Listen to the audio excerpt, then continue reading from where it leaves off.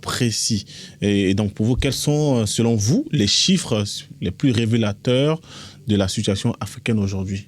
Premièrement, il y a le PIB. Le PIB, c'est le produit intérieur brut, donc un concept mis en place par les économistes pour mesurer la richesse produite donc, par année au sein d'une nation. Et donc, je disais tout à l'heure que le PIB de l'Afrique, il est moins de 3 000, d'après les données donc, de la Fondation Ibrahim Mo, moins de 3 000 milliards de dollars par année. Et donc, c'est moins que le PIB donc, du Japon, moins que le PIB d'un pays tel que la Grande-Bretagne. Donc ça, c'est un indicateur déjà pour comprendre la pauvreté de l'Afrique. Parce que vous savez, quand je dis que l'Afrique est pauvre, il y a tout de suite des gens qui vont dire « Oh non, c'est faux, l'Afrique est riche, on a du pétrole, on a de l'or. » Mais dites-moi, est-ce qu'à la fin de la journée, on mange l'or ou le pétrole ?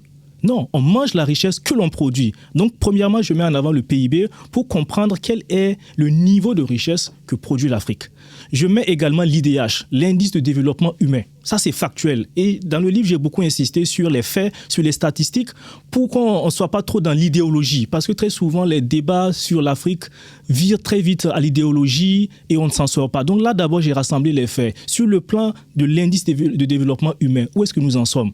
On voit que dans le monde entier, il y a 33 pays environ qui ont des indices de développement humain faibles. Et sur ces 33 pays, 30 sont africains. D'accord. Et pour vous, ce livre, aujourd'hui, quand vous le regardez, à qui ce livre est adressé en priorité? Les décideurs, les citoyens ou la jeunesse?